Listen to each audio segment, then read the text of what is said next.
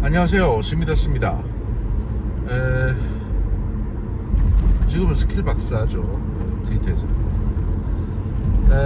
일단 오늘 제가 웬만하면 방송을 안 하려고 그랬는데 그냥 글로만 하려고 했는데, 글로 쓰는 게 또 이제 말하는 거하고 또 다르게 좀 차이가 있을 수 있으니까, 제가 이제 계엄에 관한 전반적인 내용, 대통령께서 계엄을 왜 하셨는지, 그 다음에 지금 현재 진행되고 있는 몇 가지 이슈들에 대해서 제 나름대로의 생각을 설명을 드리겠습니다. 이게 팩트가 들어있는 것도 있고, 또 제가 나름대로 분석을 한 것도 있고, 또 여러분이 뇌피셜이라고 부르는 제 사견이 또 들어가 있어요. 그건 그대로 따로 표시를 해드릴 테니까 말씀을 드리겠습니다. 그때 그냥 다 같이 고민해보자는 거지, 이러니까 이대로 해라 이런 말씀 드리는 건 아닙니다.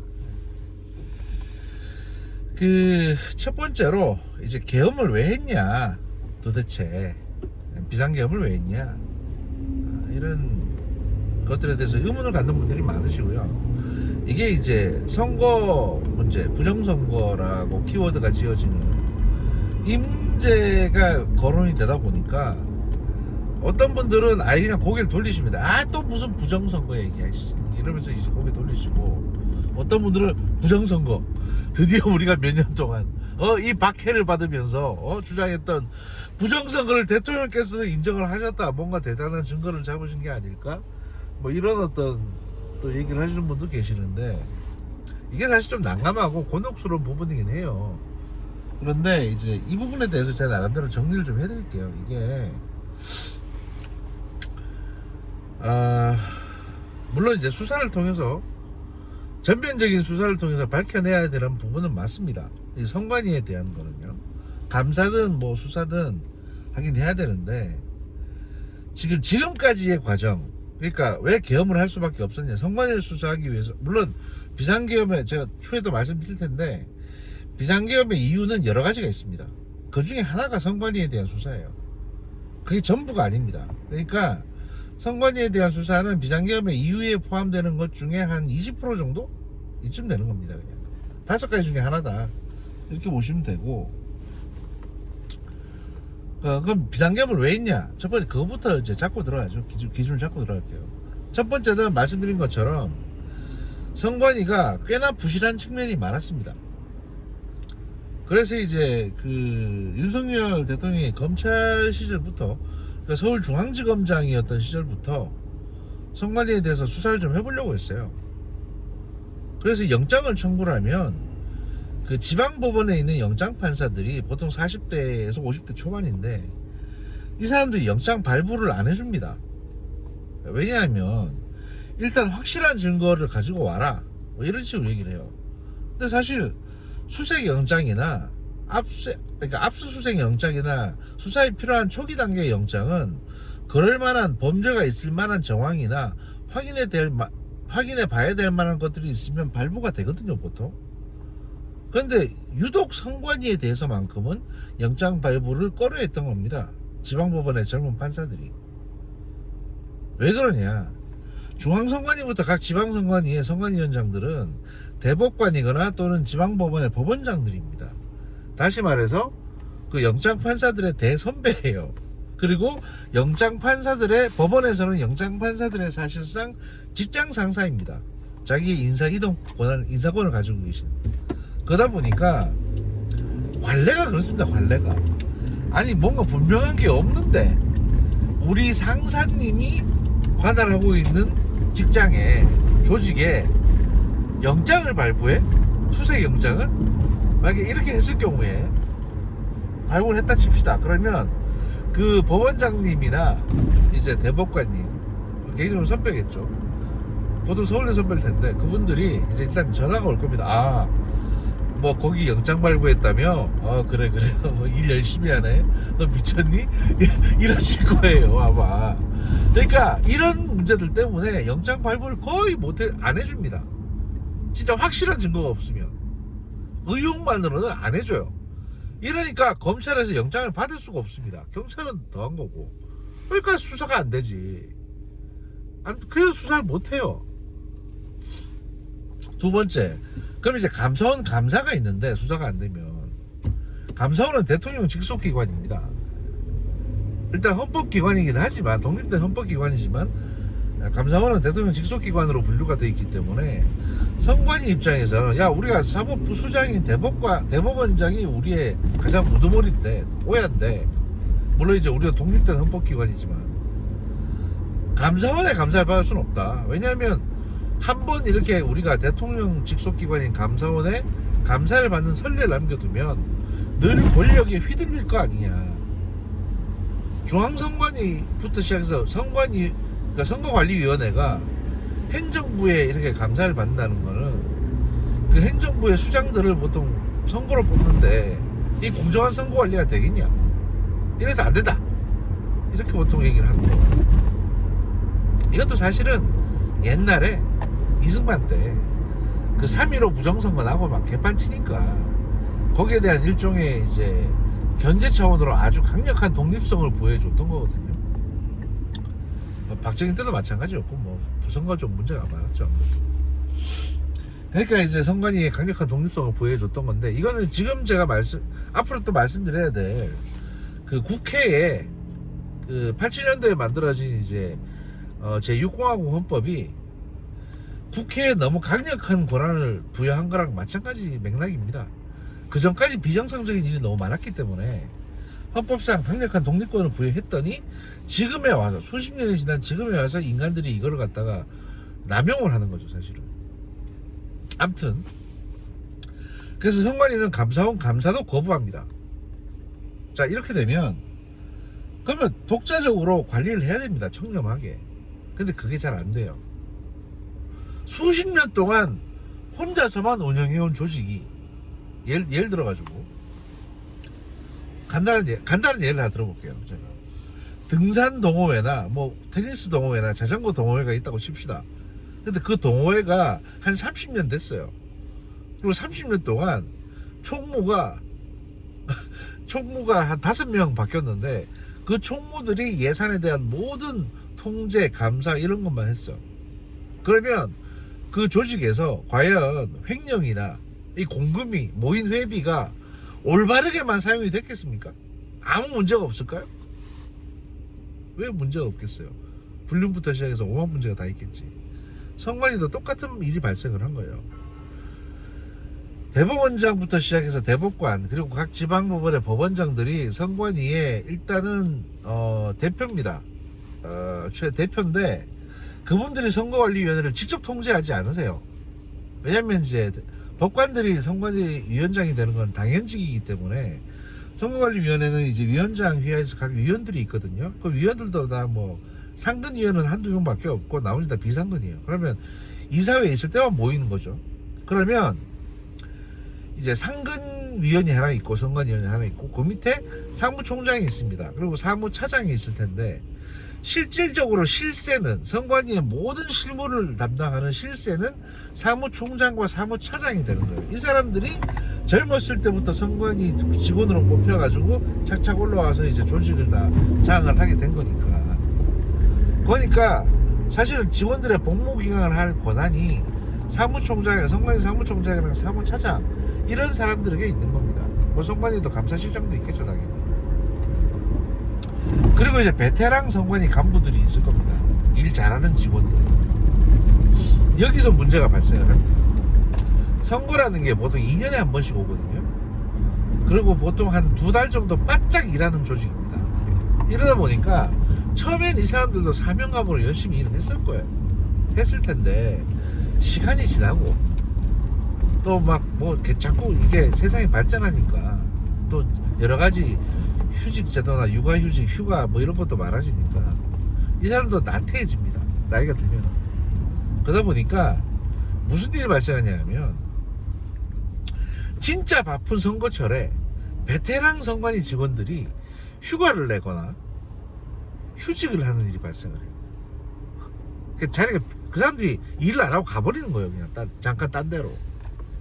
그럼 그 일을 누가 하냐? 휴직 대체 인력을 뽑아서 하든지 아니면 이제 지자체, 그러니까 동사무소나 시청이나 구청이나 이런 데서 관련 공무원들이 파견 나와서 일하는 경우가 비일비재합니다. 자, 이렇게 되다 보니까 베테랑들이 없죠. 그러면 무슨 문제가 생기냐면 선거를 절차나 이렇게 뭐 미리 사전에 준비해야 되는 여러 가지 것들이 있는데 이런 것들을 잘 알지 못하는 초짜들이 와서 매뉴얼이나 규정집을 보고 준비를 하게 됩니다. 그 결과가 뭐냐면 색깔이 다른 투표용지들입니다.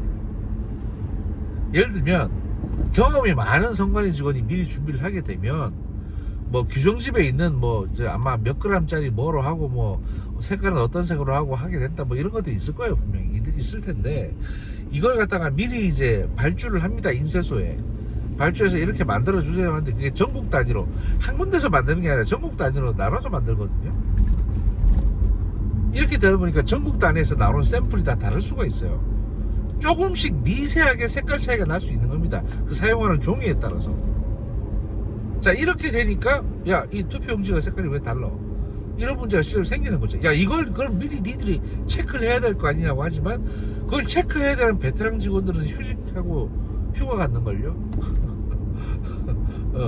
그러니까 게다가 예산이 이제 점점 줄어듭니다. 정부가 긴축 정책을 하다 보니까 선거 쪽에 투입되는 예산도 많이 줄어요, 사실은.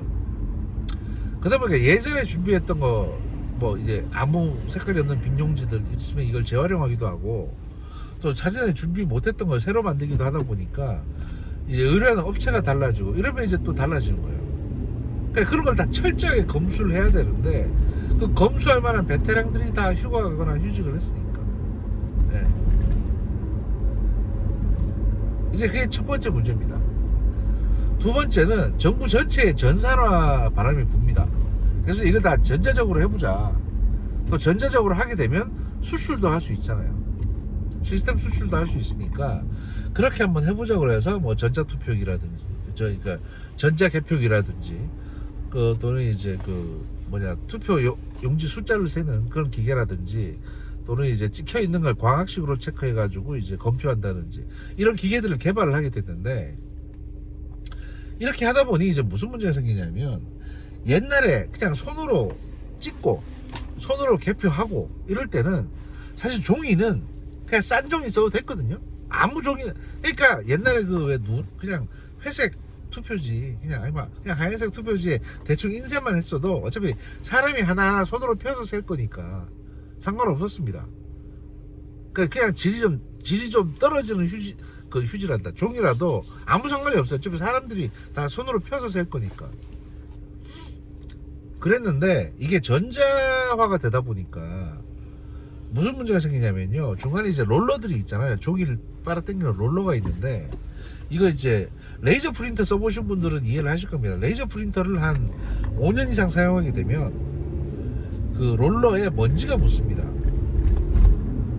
종이에서도 가루가 떨어지는데 이 종이 가루가 그 종이를 빨아당기는 고무 롤러, 실리콘 롤러가 있는데 여기에 묻어가지고 종이가 잘 안 빨려진다든지 또는 이제 종이가 중간에 구겨지거나 껴버리는 현상이 발생을 해요.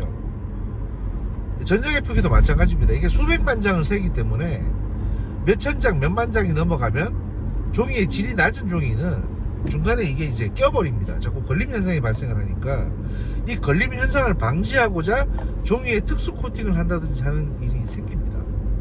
근데 도장을 찍히고 특수 코팅을 해야 되니까 이 코팅 때문에 이제 잘 안 접혀진다든지 접었다가 펴도 빳빳하게 펴지는 현상이 생기는 종이들이 개발되곤 해요. 저기 AA 용지 나왔을 때도 야 두껍다 했잖아요. 근데 그보다 더 두꺼운 용지들을 쓰게 되면 이제 그렇게 쉽게 종이가 접히거나 하지 않는 현상들이 생깁니다. 또 이걸 또 이제 어떻게 보관하냐에 따라서 달라지는 문제인데 예를 들어 AA 용지보다 더 두꺼운 용지를 사용했을 때 이 쓰고 난 또는 검표한 투표지를 다 모아가지고 이제 이거 한 묶음씩 만들어서 쌓아서 보관을 하게 되는데 그게 종이 박스에 넣어서 예를 들어서 이거 뭐 그때 그런 게 있었잖아요. 파리바게뜨 빵 박스에 넣어가지고 보관했다는 거. 근데 그것도 사실은 베테랑들이 없다 보니 이걸 갖다 그럼 어디다 보관해야 되냐고 했을 때 그 보관할 만한 박스도 사전에 발주를 안 해놓으니까 재활용 박스 찾다 보니까 이제 그런 박스에 넣어서 보관하게 되는데 그러면 그런 박스가 규격 박스가 아니니까 용지를 넣어가지고 여러 겹겹이 쌓아놓을 거 아닙니까? 그게 몇백 킬로 또는 뭐 몇십 킬로나 몇백 킬로의 압력이 위에서부터 밑에 전해지게 되면 이게 눌려서 점점 펴지고 들러붙게 되는 현상도 생길 수 있습니다. 경우에 따라서는 케바케죠. 그러니까 이제 여러분 나중에 검표할 때 보시면 아시겠지만 모든 조이가 그렇게 다 빳빳하고 모든 조이가 그렇게 다 눌려 있는 것도 아니에요. 또 하나는 부재자 투표용지 같은 경우는 기표를 해서 봉투에 넣기 때문에 이걸 안 접습니다. 그러면 얘들을 갖다 모아가지고 나중에 묶음을 해놓으면 마치 한 번도 접힌 적이 없는 종이들이 묶여있는 것처럼 보이는 현상이 발생을 합니다. 이런 것들을 설명을 하는 거예요. 근데 이게 전반적으로 전부 다 부실관리입니다. 선거관리를 부실하게 한 거죠, 사실은. 제가 지금 말씀드린 게 선거에 신드치는 게 아닙니다. 왜냐면 결과적으로는 선관위가 베테랑 인력들이 나태하게 휴가 가는 거를 방치하는 바람에 경험이 부족한 일용직이나 계약직 또는 때로는 외국인 이런 사람들 데려다 쓰니까 선거관리를 부실하게 한 겁니다, 사실. 또 선거관리에 써야 될 예산을 뭐 자기들 복지 예산으로 쓴다든지 조정한다든지 했겠죠. 자, 그러면 사무차장이나 사무총장은 왜 이런 직원들의 나태함을 막지 못했는가? 여러분 이제 관련 기사를 보셨죠? 그 간부들 자녀들이 채용 특혜를 받았다. 네, 그거요. 약점이 잡혀 있으니까 말을 못하는 겁니다. 직원들한테 서로 깔 거니까. 그럼 누가 더 손해 보겠어요?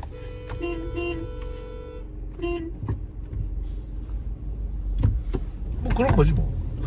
그러니까 다 부패한 겁니다, 그냥 다.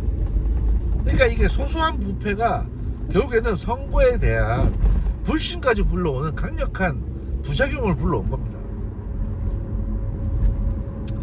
자, 그러면 여러분들이 이런 생각 하실 겁니다. 야, 그냥 수개표 하자. 아이씨발 뭐냐 이거. 수개표 하자. 그냥 손으로 찍고 손으로 세. 그냥 이런 생각을 하실 텐데 이게 쉽지가 않습니다. 왜냐하면 일단 21세기 선거는 말이죠, 지금 사실 손으로 찍은 표를 이 자동으로 검사하는 거는 중간 단계입니다. 궁극적으로 우리가 가려고 하는 방향은 뭐냐면 전자투표예요. 그러니까 핸드폰이든 또는 개개인이 발급받은 디바이스에서 이런 이제 기기에서 개개인이 이제 인증을 하고 그냥 전자적으로 투표를 해서 그 결과를 바로 보는 거죠.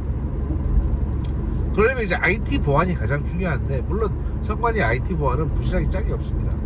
그래서 이제 우리 아마 제 살아생전에는 전자투표가 쉬울 것 같지도 않아요. 고도의 암호화 기술이 필요하기 때문에. 그리고 거기에 대한 또 신뢰성도 쌓여야 되니까. 근데 그 중간 단계가 지금 전자개표거든요. 이게 전산개표. 종이를 찍고 그 종이를 전자적인 방법으로 세는 건데, 또 이제 많은 개도국에는 아직까지도 그게 이제 필요하니까 수출도 하는 거죠, 사실은. 그럼 일단 우리나라가 일단 다시 개도국 얘기가 나와서 말인데, 선관위가 수출했던 시스템을 적용한 국가들이 부정선거가 생겼다라고 얘기를 많이 하시잖아요. 근데 그 국가들 리스트를 보시면 선진국 하나도 없습니다. 그냥 걔들은 수개표를 해도 부정선거가 일어나거나 또는 구테타가 생길 만한 나라들입니다. 하나같이 그래요. 그래서 그런 의혹이 나오는데, 사실 이건 시스템 잘못은 아니라고 보통 생각이 되지고, 무슨 AU앱이라 또는 뭐 해커 말씀하시는데요, 이건 여러분들이 약간 오해를 하고 계시는 게, 선관위가 어떤 전자개표 시스템을 수출을 하지 않습니까? 그러면 그걸 개표하고 관리하는 중앙 서버가 우리나라에 있는 게 아니고 그 나라에 있습니다. 해당 국가에. 예를 들어 우리가 가나의 시스템을 수출하면 가나의 중앙 서버까지 다 수출하는 거예요, 모든 시스템을. 왜냐면 가나도 주권 국가인데, 아니 선거 관리 시스템만 수입하면 됐지 그걸 왜 우리나라한테 위탁을 주겠습니까? 걔들이 미쳤어요. 남의 나라한테 선거 관리 위탁을 주게? 그건 상식적인 얘기입니다. 그러니까 중국 해커가 우리나라 들어와서 우리나라 선관위도 해킹해서 막 뭔가 작업을 하고, 그 밖에 가나니 키르기스탄이니 뭐 다른 나라 선거도 막 이렇게 해킹을 해서 개입을 하고, 이거는 사실은 말도 안 되는 얘기입니다. 그럴 필요성 자체가 없는 얘기예요. 그러니까 기본적인 전산 관련 IT 분야에 대한 지식이 없는 분들이나 하실 수 있는 망상인 겁니다. 그리고 또 한 가지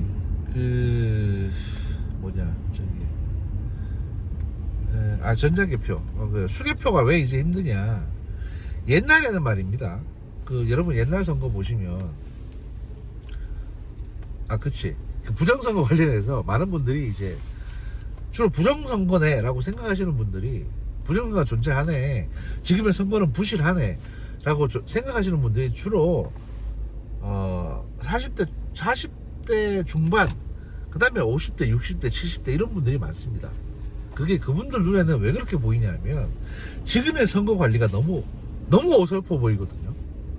그분들이 경험했던 선거는 박정희 때 선거, 전두환 때 선거, 노태우 때 선거 이런 건데, 그때는 쇠로 된 투표함에, 철제로 된 투표함에 투표를 하면 그걸 일정 순간 사람들이 달라붙어 가지고 쫙 개표해서 사람들이 그걸 다 손으로 세는, 누가 봐도 엄정해 보이는, 진짜 엄격하고 엄숙해 보이는 개표 방식을 보셨어요. 이게 군사 정권이니까 그렇지. 왜냐면 가뜩이나 의심받는데 뭐 대충 할 수는 없잖아요. 근데 지금은 세상이 변했지 않습니까? 예를 들어서 이제 투표함이 금속재에서 플라스틱으로 바뀌었을 때도 야 저래가 되겠냐 그랬고, 또 투표함이 플라스틱에서 이제 밑에 두꺼운 플라스틱인데 밑에 이제 이렇게 마대자루 같은 걸로 바뀌었을 때도 이게 뭐냐 이랬습니다. 솔직히 많은 분들이. 근데 그것도 사실 비용 문제나 뭐 그 투표함의 보관 문제 때문이고요. 그 쇠로 된 투표함을 어디다 쌓아놓겠습니까? 그것도 다 비용이에요. 저장하는 것도. 그래서 별의별 아이디어를 다 만들어낸 겁니다. 선관위가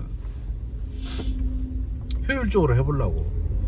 그리고 그런 비용 문제가 왜 발생을 했냐 하면 결국에는 인건비 문제 때문입니다. 옛날에는 그 개표를, 수개표를 누가 했냐면 동사무소 직원들하고 학교 선생님들이 했습니다. 그 수많은 학교의 선생님들이 동원이 됐어요. 그분들이 거의 무료 봉사로 개표 작업에 동원이 된 겁니다. 옆에 경찰들이 이제 칼빈총 메고 서 있고 막 그랬는데, 요즘은 그렇게 못합니다. 일단 만약 학교 선생님들을 강제로 차출하게 되면 다 수당을 줘야 돼요. 그 수당 줄 만한 예산이 충분치가 않습니다. 그래서 사람이 몇 명인데, 게다가 인구가 줄어들었습니다. 선생님 숫자도 줄어들었어요. 그러니까 수개표에 동원할 인력 자체가 없어요 지금. 야, 군인들을 동원해서 그걸 셀 겁니까? 그럼 여러분 믿겠어요 그거를? 군인들이 그런 일을 하는 사람도 아니고. 그러니까 이거는 진짜 비극적인 일인데, 미안하지만 사람이 없어요. 수개표를 하고 싶어도. 이게 현실입니다. 어쩝니까? 돈도 없고, 이게 물가도 올랐고 임금비도 올랐고 사람도 없는데 자꾸 수개표 하자 그러시는데 그게 쉽지가 않아요. 물론 그 모든 게 다 선관위 간부들 잘못이죠. 부실하게 운영을 한. 같은 이유로 여러분이 옛날에 생각하셨던 부정선거라는 거, 이게 존재할 수가 없는 이유가 바로 같은 이유입니다. 왜냐하면 여러분들이 생각하는 이제 좁은 의미의 부정선거는 뭐냐면요, 1950년대, 60년대, 70년대 했던 선거를 말하는 겁니다. 거긴 진짜로 경찰들이나 또는 선관위 직원들, 그리고 행안부, 그때 내무부였죠. 내무부 공무원들이 가담을 해가지고, 물론 이제 청와대 지시 때문에 그렇지만 가담을 해서 막 사전에 찍혀있는 투표용지, 투표 뭉치들을 막 넣어버렸어요. 그냥 특정 후보를 뽑아주기 위해서. 특히 강원도나 이런 산골 지역들이 더 심했습니다. 그때 가보니까 막 난 투표도 안 했는데 이미 도장 찍혀있고 이런 일도 비일비재했거든요. 그러니까 나무 도장 막 파가지고 그냥 막 찍어요. 그냥 저 선거인명부 대장에도 막 찍고, 투표하러 왔더니 내 도장이 찍혀있어. 그런 일들이 비일비재했어요. 그래서 이제 뭐 진짜 몇만 표, 몇천 표가, 또 몇백 표가 한꺼번에 막 발견이 되기도 하고, 또 일부에서는 투표함이 불타기도 하고, 뭐 증거인멸을 위해서 이런 일들이 비일비재했습니다. 근데 그거는 전국의 현장에서 가담하는, 체계 조직적으로 가담하는 공직자들이 없으면 불가능합니다. 심지어 그 3.15 부정선거 때, 그 이전의 선거 때였던 이제 그런 선거 때, 3.15 부정선거였군요. 그때도 거기에 가담했던 경찰 간부 한 사람이 너무 양심의 가책을 느껴가지고 자기가 기록해놨던 것들을 폭로하기도 했어요. 그러니까 내무부에서 내려왔던 이제 매뉴얼 지침 이런 거. 그래서 사실 당시에 3.15 부정선 끝나고 나서 4.19 이후에 최인규 내무부 장관이 사형을 당했던 이유가 뭐냐면 최인규가 직접 지시했던 부정선거 매뉴얼이 그때 나왔거든요. 그걸 다 태우라고 했는데 한 사람이 경찰 근무 중에 한 사람이 그걸 안 태운 거야. 그래서 그게 그때 제시가 돼가지고 최인규가 사형까지 된 겁니다. 그 당시도 그랬어요. 지금은 더하지. 왜냐면 전제적으로 이걸 체크를 하는데 어차피 오프라인에서도 투표 용지가 개수가 맞아야 되기 때문에 어떤 관련 공무원 전체가 다 공모를 하지 않으면 여러분이 생각하는 과거 뭐 3.15 부정선거 때 그런 부정선거는 사실 불가능합니다. 불가능해요. 근데 그래도 불가능한데 제가 아까 말씀드렸다시피 선관위 직원들 중에 베테랑들이 다 휴가 가버리고 논다고 일 많다고 그냥 일용직이나 계약직이나 이런 알바 같은 애들 뽑았었다고 했잖아요. 그럼 알바들이 무슨 덕을 보겠다고 부정선거에 개입을 하겠습니까? 개입했다가 걸리면 중형인데 못해도 징역 5년 이상입니다.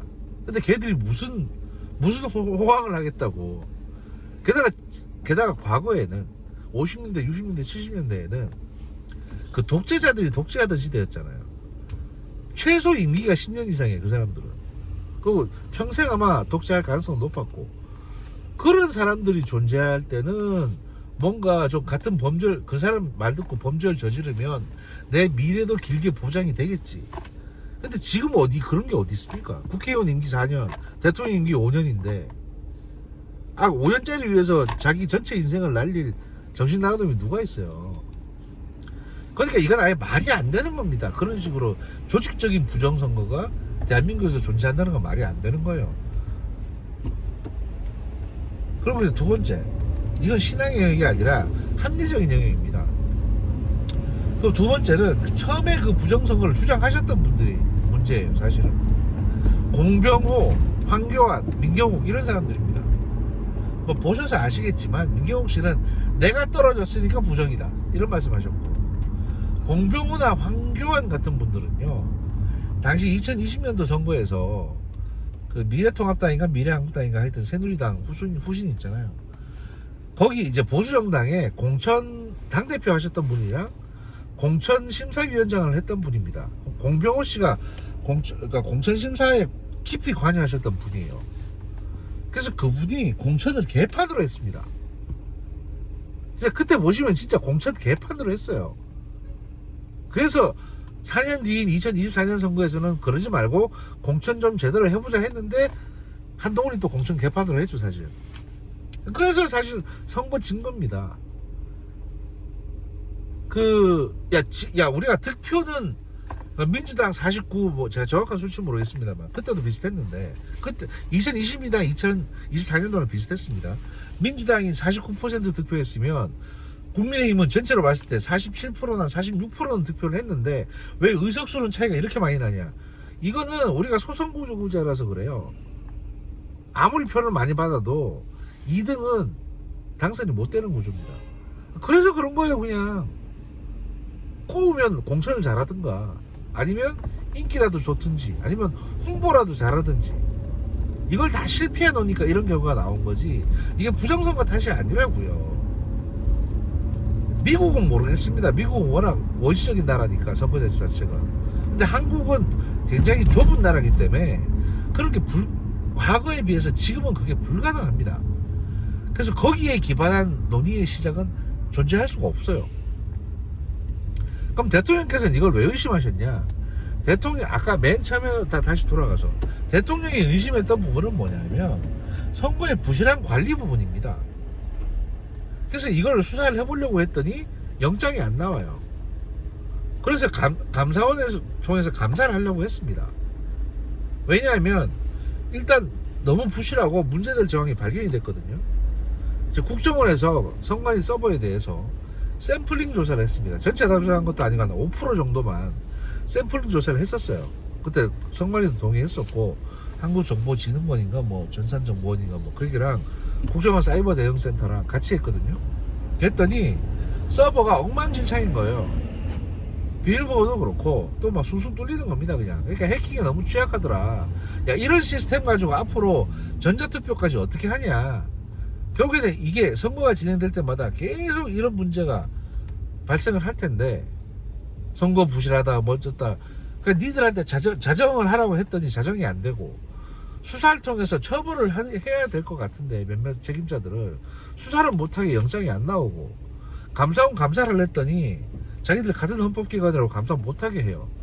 자, 이러니까 야, 그럼 이거 어떻게 해야 되냐. 그래서 이제 근데 알고 봤더니 이제 채용 비리가 있네. 이게 대거 적발이 됐거든요. 그래서 감사원에서는 이걸 구실로 해가지고 야, 우리가 니네 한번 들러봐야겠다.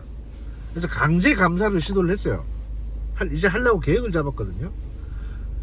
그러던 시점에 감사원장을 민주당이 뭐 석연치 않은 이유로 탄핵을 해버린 겁니다. 그러니까 대통령이 진짜 빡이 치신 거예요. 이게 뭐야 이것들이 진짜. 이렇게 된 겁니다. 왜냐하면 이대로 놔두면 법치의 가장 기본인 선거제도에 대한 신뢰가 너무 상실될 것 같으니까 대통령께서 그럼 야, 영장 없이 수사하려면 어떻게 해야 돼? 라고 했을 때 계엄령밖에 없다. 계엄을 선포해야 영장 없이 선관위고 뭐고 계엄사령부가 들어가서 수사를 할 수 있습니다. 그래서 이제 방첩사, 수사기관이죠. 옛날에 보안사였는데 방첩사하고 이제 정보개통에 밝은 정보사령부가 같이 협동으로 해서, 그다음에 군 사이버 사령부까지 아마 관여가 돼 있을 겁니다. 거기 IT 전문가 다 있으니까. 그래서 이제 그쪽 인력을 동원해가지고 수사를 하려고 계획을 했던 거죠. 계획을 했던 것이고, 그럼 선관위, 그러니까 이제 그게 사실은 계엄의 5가지 이유 중에 하나였습니다. 선관위에 대한 이제 수사, 강제 수사. 예. 딱 그까지가 부실한 선거 부실 관리, 부실한 선거 관리, 뭐 이런 내용인데, 대통령께서 이제 이걸 갖다가 성명서나 이런 데 작성을 하실 때 사실은 부정선거라는 단어를 갖다가 혼용을 해서 쓰셨거든요. 이게 좁은 의미의 부정선거, 막 투표용지 집어넣고 하는 좁은 의미의 부정선거가 아니라 부실한 관리, 이런 것도 사실 넓은 의미의 부정선거에 해당되기 때문에 그렇게 단어를 혼용해서 쓰셨던 건데, 이 뜻이 다른 단어에 대해서 해석하는 주체가 해석이 달랐던 겁니다. 그래서 소위 부정선거 러버들이 대거 격동을 하게 되고 여기에 이제 가담을 하신 거죠. 그런데 사실 이거를 초반에 저희가 말씀을 제대로 못 드렸던 이유가 뭐냐면, 길에서 대통령 응원하고 막 열심히 으쌰으쌰 하는 분들이 대부분 다 옛날에 부정선거 믿던 분들이에요. 이런 분들한테 저희 대통령님 뜻은 그런 것까지는 아니에요, 아직까지는 라고 말씀드리기가, 그럼 그분들이 지지하시겠습니까? 초반에 지지세가 이렇게 나오겠냐고. 그러니까 보는 입장에서 난감한데 뭐 어쩌겠습니까? 어쩔 수가 없지. 지금 상황에서는 어쨌든 이재명은 이겨야 되니까. 그래서 이게 약간 제가 말씀드리기 조심스럽고 불편한 내용인 겁니다. 하여튼 뭐 요게 하나 있고, 요게 첫 번째 이슈고, 두 번째 이슈는 이제 스카이 데일리 문제를 갖다가 제가 말씀드릴 텐데, 그 스카이 데일리 제가 뭐 글로는 많이 썼습니다. 많이 썼는데 스카이 데일리 거는 사실은 그 사람들이 진짜 나쁜 사람들이에요. 물론 이제 뭐 결집을 할 수 있는 소재가 필요하다고 해서 대뜸 그걸 던진 건 알겠는데, 사실 선관위 90명 거는요, 여러분이 알고 계신 거하고 제가 다른 얘기입니다. 뭐냐 하면 선관위의 민간인 90명이 연수원에 있었던 건 사실입니다. 그 사람들 누구냐면 연수 받고 있어요. 국내 한국 사람들, 특히 선관위 간부들, 승진 대상자들하고 승진했던 주요 실무자들. 그러니까 아까 말씀드린 이제 선거가 있을 때마다 휴가 갔던 인간들, 시스템에 대해서 가장 잘 아는 사람들, 얘들이 거기서 연수 받고 있다는 첩보는 아마 이제 방첩사든 뭐든 이제 인지했을 거예요. 국정원이는 인지했겠지. 또 해안부도 뭐 그건 뭐 모르는 거 아니니까. 그러니까 어차피 모여 있으니까 계엄이 선포되면 걔들부터 싹 연행해가지고 조사하면 되겠다, 이런 생각에서 계엄군이 그리 간 겁니다. 갔는데 아직 계엄이 국회에서 이제 해제 의결이 될 수도 있으니까 거기에 한 120명 정도의 계엄군을 45인승 버스 3대에 나눠 태워서 보냈어요. 그리고 뭐 지휘관들이 탑승한 차량, 그 뭐 렉서스 같은 승용차, 승합차 이런 게 한 2-3대 같이 갔고, 총 한 150명 정도가 갔습니다. 나중에 보안사 수사관들 한 40명이 추가될 거였는데 뭐 그 사람들은 어차피 아직 오진 않은 상태였고 대기만 하고 있었고요. 그 인간들이 누구냐면 그 저 고수부지에서 라면 먹고 했던 인간들이에요. 시간 끈다고. 그 먼저 간 경군 130명인가 120명은 그냥 버스 안에서 내리지 않고 대기만 했습니다. 한겨울이니까 일단 버스에서 일단 히터 틀어놓고 기다린 거예요. 몇 시간 동안. 게다가 이제 성관이 연수원이랑 그 버스가 서 있는 주차장이랑 한 300m 떨어져 있었거든요. 여러분 300m면요 엄청 먼 겁니다. 그러니까 연수원에서는 버스가 왔는 줄도 몰라요. 군인들이 근처에 있는 줄도 모르는 겁니다. 그냥. 그러니까 연수원에 있던 민간인들은 그날 밤에 유튜브를 본 사람이 아니면 계엄령이 선포된 줄도 몰랐을 거예요. 끝날 때까지. 그래서 그 사람들은 아는 게 없어요. 이 문제에 대해서. 게다가 다 성관이 공무원들이니까 따로 언론 인터뷰 같은 거를 할 이유도 없고 할 필요도 없는 거예요. 뭐 나온다 해도 할 말도 없고. 근데 이게 맨 최초에 이게 어디서 보도가 됐냐 하면 시사인인가 시사저널에서 보도가 됐어요. 이 문제가. 왜 보도됐냐 하면 당시 김병주 의원이 민주당 김병주 의원이 제보를 받았습니다. 야 니네 저 성관이 연수원에도 개군 쳐들어왔대더라. 사실 이거 대통령 보수정당 공격하려고 맨 처음에 나온 얘기였어요. 이게 그랬는데 사실은 뭐 개군이 들어온 적도 없고 몇 시간 있다 그냥 갔기 때문에 아무것도 아니었거든요. 이게 아무것도 아니었는데 이거를 이제 그 신인균 유튜버께서 제가 진짜 나쁜 사람이거든요. 그 사람 되게 부실하고 제대로 아는 거 별로 없습니다. 그냥 뭐 제가 했으면 그보다 훨씬 더 세련되게 할 수 있을 텐데 내가 진짜 그 양반 방송을 내가 진짜 야 보는 나한테 이제 그 사람 방송 안 봅니다. 저는 옛날에 한 2번 보다가 너무 어이가 없어가지고. 왜냐면 약간 밀덕들이 보기에는 진짜 말도 안 되는 소리를 하는 사람이에요. 그 양반. 그 양반 주장한 대로만 됐으면 벌써 대한민국 통일되고도 남았어요.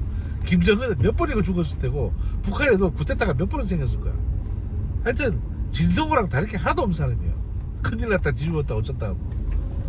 하여튼 그런 사람인데 그 양반이 이걸 덥석 물어가지고 얘기하면서 중국인인 의혹도 있다. 그 사람들이 이렇게 맨 먼저 발언을 했습니다. 뭐 댓글에 있었나? 하여튼 그래요. 그걸 갖다 그 사람이 읽었겠지. 그랬더니 모 대학 교수가 나이 많으신 교수님이죠. 그분이 이제 신문에 사설을 쓴 거예요. 어디 뭐 이상한 신문에 의혹을 밝혀라. 중국인이었던 의혹을 밝혀라. 이렇게 여기서 이걸 또 스카이 데일리가 받아가지고 이제 지른 겁니다. 중국인 스파이가 있었고 잡혀갔다더라. 이렇게 전설이 시작된 거예요. 스카이 데일리 입장에서는 호랑이 등에 올라탄 겁니다. 길지 아닌지 모르겠는데 일단 자기들은 우리 딴 데서 봤다. 거기서 들었다부터 시작을 한 거니까. 근데 여기 점점 살이 붙기 시작하는 거죠.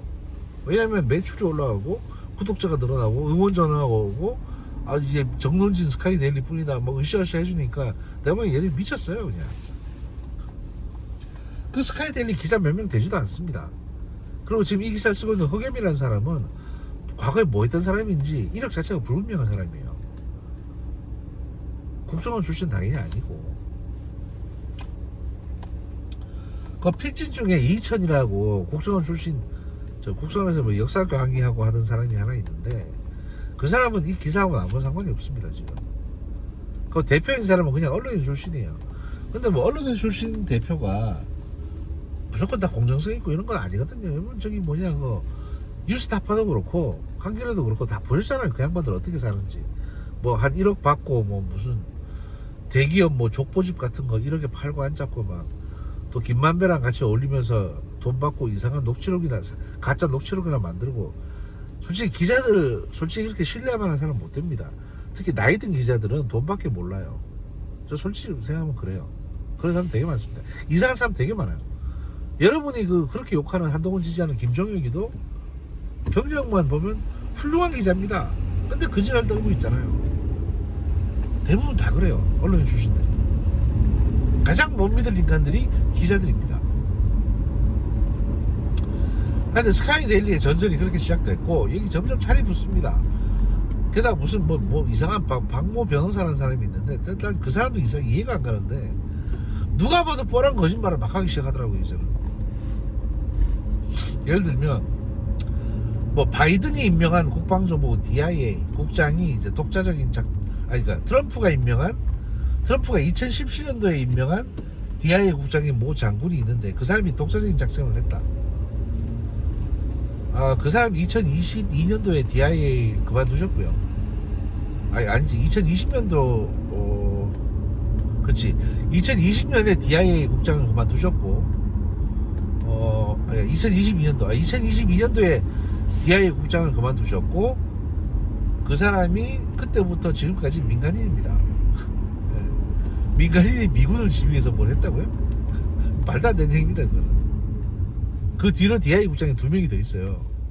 그리고 DIA라는 그러니까 미 국방부 내에 국방정보국이라는 DIA의 기본적인 업무는 뭐냐 하면 전투 지원 정보를 제공하는 겁니다. 이게 뭔 얘기냐면 예를 들어서 북한에 미군이 가서 전투를 하고 있어요. 그럼 북한 지역을 정찰하거나 뭐 인적 네트워크를 사용하든 전자전 네트워크를 사용하든 정찰을 해서 그 정찰된 정보를 모아가지고 전투부대에 보내주는 역할을 하는 지원부서입니다. DIA라고 해서 CIA 같은 비밀 공작을 하는 조직이 아니에요. 일부는 할 수도 있겠지만 그런 거 한 팀이 또 따로 있어요. 사실은 걔들이 주일 미군을 직접 지휘할 수 있는 구조도 아니고, 게다가 주한미군 몰래 주일 미군이 독자적으로 움직였다고 하는데 그것도 말도 안 되는 게, 사실 주한미군 장성은 별 4개고요. 주일미군 장성 사령관은 별 3개입니다. 어떻게 보면 주일미군이 주한미군을 서포트하는 역할이고 통치하에 있는 거나 마찬가지예요. 왜냐면 주한유엔군 사령관이면 그 사람이니까. 이건 주한미군하고 주일미군 관계를 잘 모르시는 분들이나 할 수 있는 망상이고요. 또 이건 태평양 함대 사령부하고 태평양 전체를 관리하는 이제 미군 사령관이 또 따로 있는데, 이 사람들의 어떤 통제권을 진짜 완전 개무시하는 발언입니다. 미군이 그렇게 허술한 조직이 아닙니다. 근데 이제 미군이 아니라고 하니까 그것도 또 무슨 쪼개가지고 막 말씀하시는데, 이건 뭐 특전사 따로 움직이고 무슨 뭐 정보사 따로 움직이고 이런 거하고 비슷하게, 한국군이랑 비슷하게 생각하시면 안 돼요. 심지어 중국도 그런 식으로 작전 안 합니다. 그러니까 선관위 99명 거는 그냥 헛소리예요. 그리고 거기 외국인 숙박시설로 등록이 되어 있는 비밀 건물이 있다. 일단 이제 경군 130명 정도가 120명 130명 정도가 45인승 버스 3대에 나눠 타고 왔습니다. 그럼 그 사람들이 버스에서 내린 적도 없지만 타고 왔던 버스 그대로 또 타고 가야 되는데 어디다가 90명을 더 태웁니까? 90명이 더 탈 수 있어요 거기? 없어요. 비밀시설에서 그 선관위 연수동 말고 별도의 비밀시설에서 99명을 체포해가지고 태워갔다 그러는데 일단 운송수단 없습니다. 그리고 비밀시설이라 불리는 그 시설, 뭐 외국인 숙박시설로 돼 있었다고 하는데, 그 건물은요 한 30-40년 전에 그 농협이 지은 건물입니다. 농협시설이었고, 농협에서 이걸 무슨 명목으로 줬냐 하면 새마을 관련 시설이라고 쳤어요. 그러니까 이제 외국인 숙박시설이고 새마을 관련 시설이다 하면 딱 떠오르는 게 있지 않습니까? 우리나라가 이제 새마을 운동을 아시아 지역이나 개도국 지역에 널리 이제 전파를 했거든요. 그럼 거기서 소위 영농 후계자라고 하는 사람, 젊은 친구들이 와서 새마을 운동이 뭔지를 배워야 될 거 아닙니까? 그럼 우리나라 와서 숙박을 하면서 배워야 돼요. 거기서 숙박을 한 거예요. 그러니까 건물 지을 때 토지대장에 외국인 숙박시설로 넣지. 안 그러면 이거 법인세 많이 물어야 되거든요, 농협이. 그러니까 목적에 맞게, 왜냐면 거기도 아마 그 건물을 제한적으로 지어야 되는 지역일 텐데, 이건 이런 용도로 짓습니다라고 해서 이제 미리 토지대장에 등록해놓고 지은 거예요, 그냥.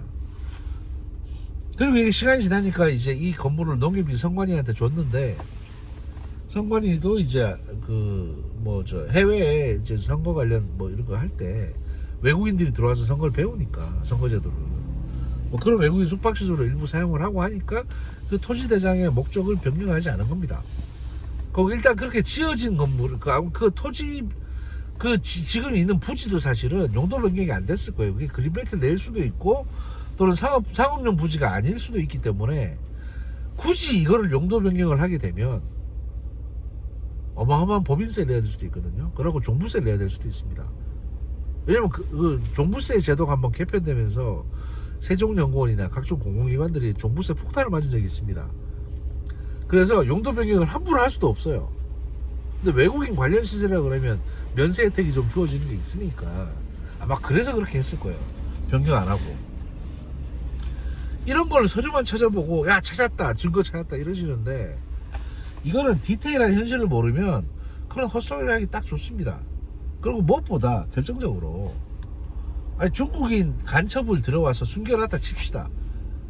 근데 그 서류상으로 기록을 남겨놓겠어요? 네가 뜨면 하겠냐고.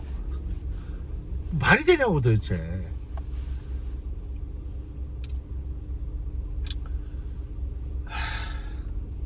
하여튼 제가 보기엔 스카이데일리 걔들이 나쁜 놈들이에요.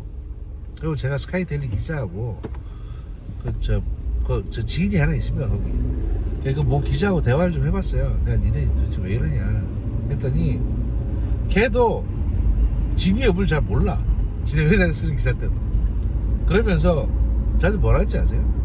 저희 기사가 만약에 거짓말이면 뭐 성관이나 미군은 왜 아무 소리 안 하고 가만히 있을까요? 이러더라고요 저한테. 그리고 이틀 뒤에 성관이나 미군이 일단 미군은 아니라고 했고 공식적으로 성관이는 스카이데일리를 고발했습니다. 뭐 여러 혐의를 엮어가지고 거기 사실 루퍼가 다 들어있고 당이니까 이게 소위 그 질문에 대한 답이겠죠. 고발했으니까 수사 결과 지켜보면 나올 겁니다.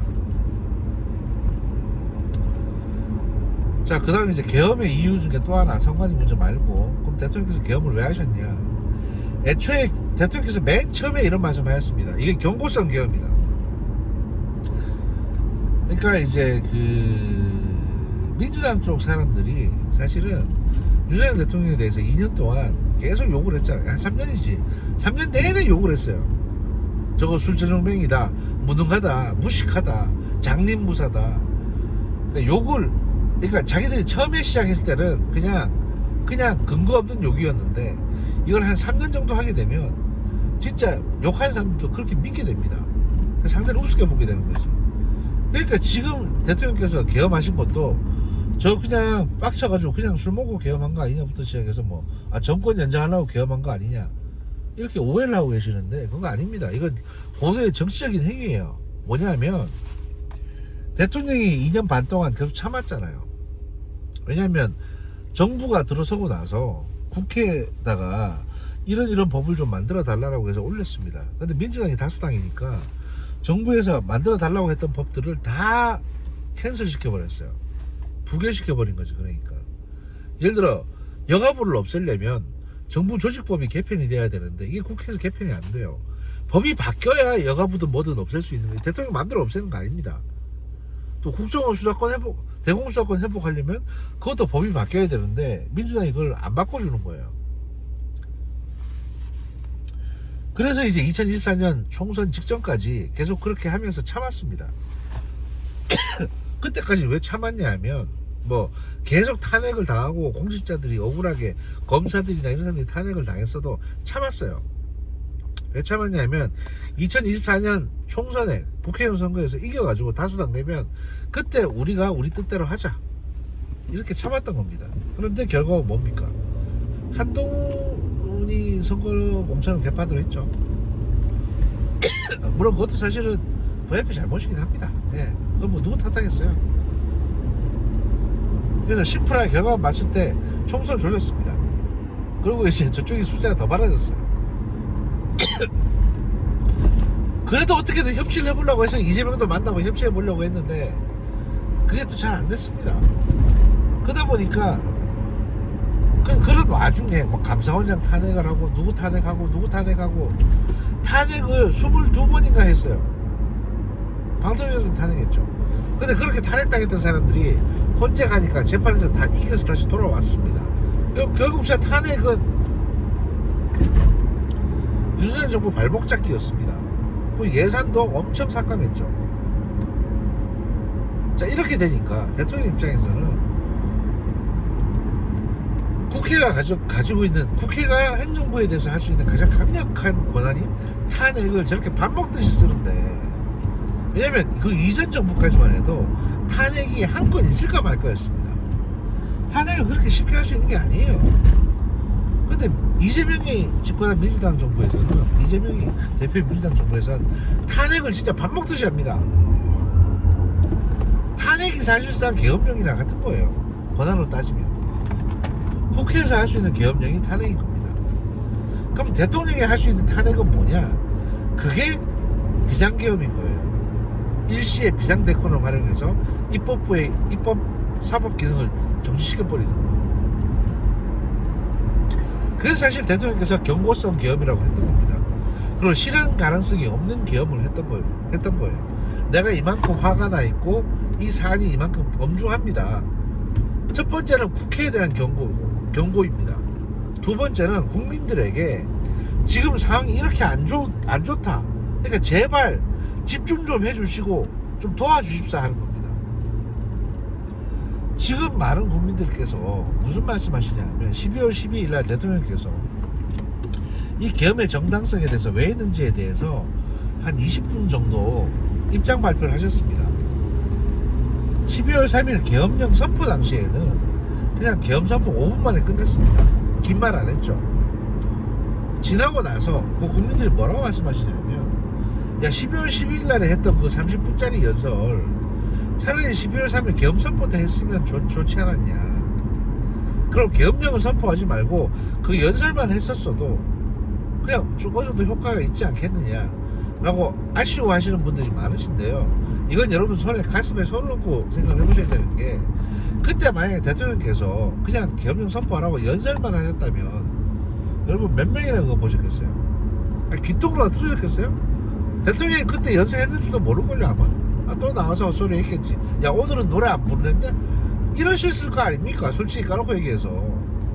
지금처럼 이렇게 상황이 심각해질 줄 아셨겠냐고.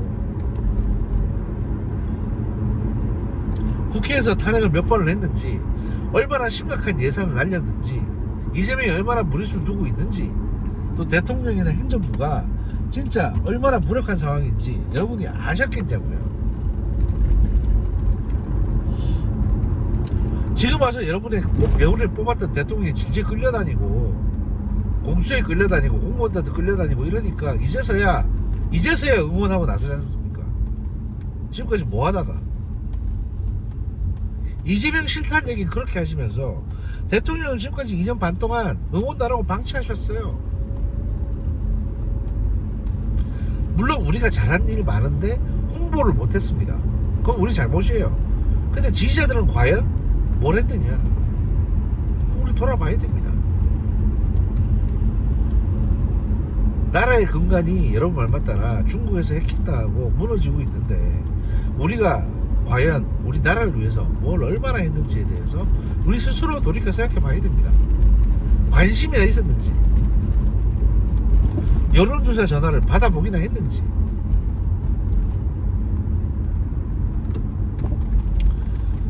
그럼 왜 홍보 안 했냐 이런 말씀을 하시는데요. 뭐 홍보를 좀 미흡하게 했던 건 사실입니다. 근데 또 바꿔 말하면 윤석열 대통령이 하고자 했던 국정이라는 게 뭐냐면 정상적인 국정을 말하는 거예요. 예를 들어 홍보라는 거는 어차피 약간 사기성이 들어가거나 장밋빛 미래가 들어간 홍보일 수밖에 없습니다. 행정이라는 건 1, 2년 사이에 결과가 나오는 게 아니기 때문에 결국 모든 효과들은 그 당의 대통령이 퇴임하고 나서 효과가 나올 수밖에 없습니다. 그러면 미래에 일어날 여러 효과들에 대해서 현재 대통령이 이거 내가 하면 앞으로 이런 일이 생길 건데 당장부터 효과가 있을 거예요 라고 홍보를 해야 되는데, 야, 그거 엄밀히 말하면 아직 모르는 거 국민들한테 사기치는 거 아니야? 그런 거 하지 마. 돈 들고 또 여론조사 회사들한테 돈 들여가지고 그런 거 해서 맞지도 않은 허상인 지지율 얻으면 뭐하냐, 이렇게 심플하게 생각하셨던 거예요. 그냥 나라에 돈도 없는데 아껴 써야지 이런 생각을 하셨던 겁니다. 문재인 때 너무 많이 썼으니까 사실 나라에 돈도 없고. 그러다 보니 이제 대통령은 뭐 일은 열심히 하셨는데 뭘 했냐? 국민들은 잘 모르는 상황이 돼버렸고 그 결과가 20%대나 10%대의 지지율로 나타나게 된 거죠. 게다가 홍보를 열심히 하는 어공들 옆에 안 두시고 늘공 위주로 측근들을 세팅하시는 것도 잘못인 건 맞습니다. 근데 그거야 뭐 인사권자 개인 철학인데 어쩌겠습니까? 어쩔 수 없지. 근데 그 모든 어떤 일들의 결과가 지금에 이르는 겁니다. 지금에 이르는 것이고, 그래서 이제 몸을 던져서 지금의 이 처지를 갖다 보여주고, 어떻게 보면 자기의 어떤 자기가 정권이가 될 수도 있고, 윤석열 정권이 이대로 문 닫을 수도 있는 이런 상황까지 오게 될 수도 있지만, 그래서 국민들에게 깨어나라고 북을 두드리는 효과도 있으니까 몸을 던져서 계엄령 선포를 하신 겁니다. 사실은 본인이 탄핵까지 되실 거라고 생각을 못 하셨을 거예요. 이건 사실 한동훈이가 한 짓입니다. 한동훈이가 한 가장 나쁜 짓에 속하는 거예요. 뭐냐면 계엄 선포는 법률적으로 해석하면 대통령의 고유 권한입니다. 이걸 가지고 내란이라고 드립치는 거는 진짜 말도 안 되는 소리입니다.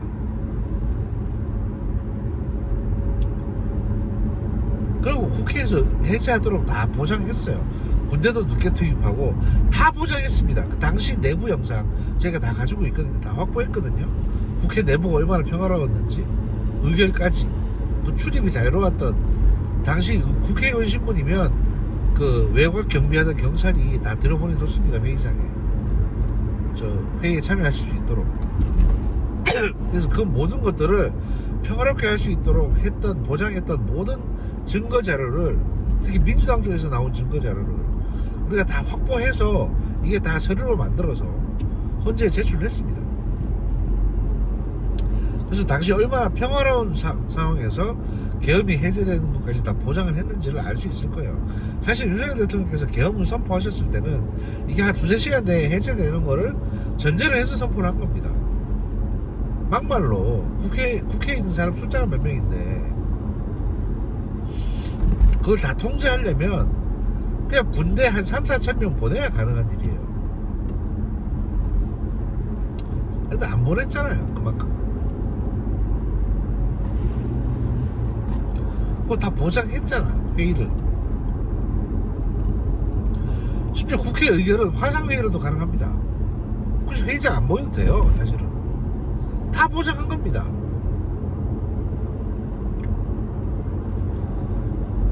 그래서 이게 일반적으로 민주당만, 이거 뭐 민주당은 물론 이거 내란이라고 주장할 수도 있죠.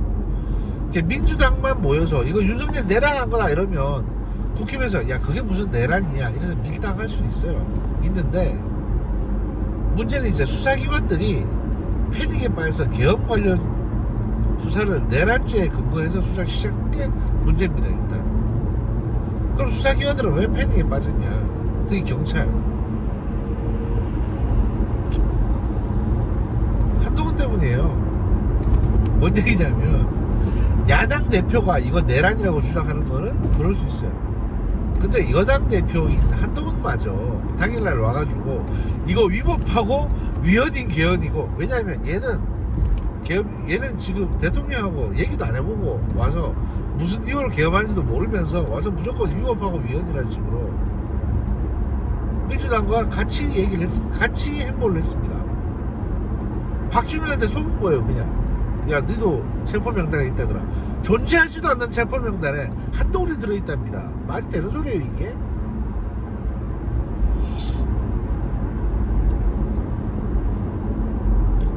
그러니까 한동훈 입장에서 빡쳤겠지. 두 번째는 그 짧은 순간에 한동훈은 계산을 한 거예요. 이거 위법하다 그래가지고 대통령을 탄핵시키면 2달 만에 선거다. 탄핵재판까지 해서 선거까지 가려면 최소 6-7개월은 걸릴 테니까 6-7개월 사이에 이재명 재판 결과가 나올 테고, 이러면 윤석열 대통령 탄핵시키고 이재명까지 사라지면 지금 여론조사로 봤을 때 대통령은 한동훈이네? 한동훈은 그 짧은 순간에 그걸 계산을 하고 자기가 대통령이 되기 위해서 민주당과 손을 잡은 겁니다. 그렇게 되니까 패닉에 빠진 경찰이나 검찰이 계엄 수사를 시작하게 된 거예요. 계엄을 내란죄로 전제하고 수사를 하게 된 거고, 대통령에 대해서 형사적으로 임기 중에 헌법상 대통령은 불소추 특권이 있는데, 심지어는 살인죄에 연루가 돼 있어도 대통령은 일단 임기 중에는 처벌받지 않습니다. 근데 내란은 처벌 대상이에요. 그래서 내란죄 얘기가 나온 겁니다. 그래서 여기까지 온 거죠, 사실. 이 지경까지 와버렸고요.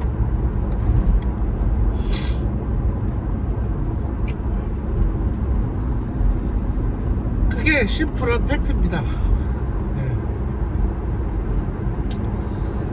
일단 여기까지 하고요. 제가 좀 지쳐가지고 그 공수처 수호청사설이랑 몇몇 내피셜이 좀 있는데, 요거는 제가 요 다음 영상 하나 더 만들 때 그때 올리도록 하겠습니다. 그 앞으로 이제 수사가 어떻게 될 건지, 그 탄핵 재판은 어떻게 될 건지에 대해서 뭐 검찰, 그다음에 공수처, 그리고 헌재 얘들이 각각 어떻게 행동을 할 건지에 대해서는 제가 2부에 영상을 별도로 하나 만들 때 그때 녹화를 해서 올리도록 하겠습니다. 일단 당장 요거부터 제가 올릴게요. 감사합니다.